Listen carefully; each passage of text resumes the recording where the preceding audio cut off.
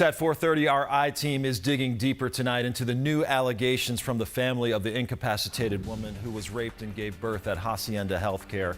Good evening. Thanks for joining us. I'm Mike Gonzalez. Tram will join us in just a moment. Here's a look at those allegations that 12 News was first to bring you yesterday, first at 4:30. Back in December, the incapacitated woman gave birth at the healthcare facility, and soon after, Nathan Sutherland, a nurse at that facility, was charged when investigators say DNA evidence linked him to the case.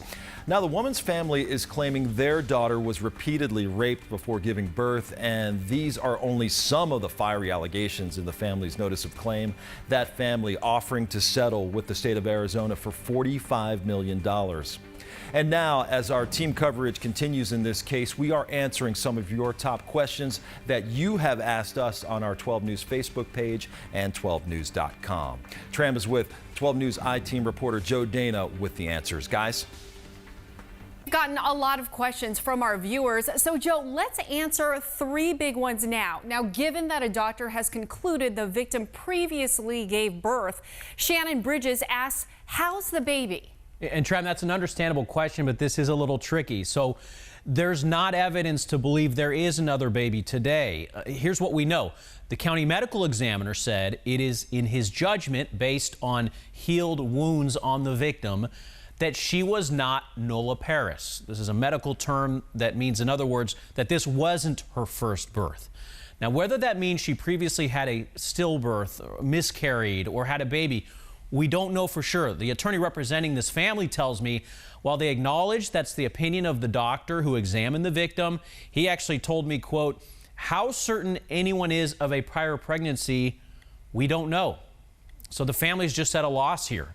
Keep in mind, nearly 9 months passed leading up to this birth with no one apparently noticing. So the family's attorney says they wouldn't be surprised if she was previously pregnant, given what has happened. And keep in mind, she's been in the care of Hacienda since she was about 3 years old in this incapacitated state.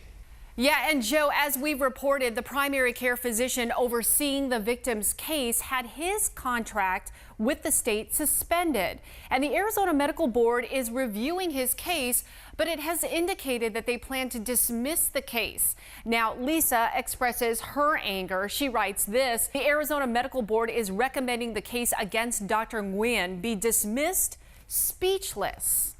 And Tram, we've heard a lot of frustration from viewers on this issue because you do have an independent examiner who wrote in this plea that we just read, or excuse me, the notice of claim. He wrote it was his opinion the doctor's failure to notice this pregnancy amounted to neglect.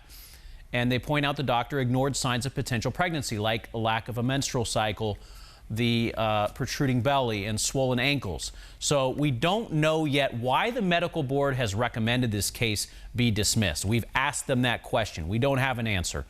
A meeting about this case is scheduled for next month, so we'll wait and see.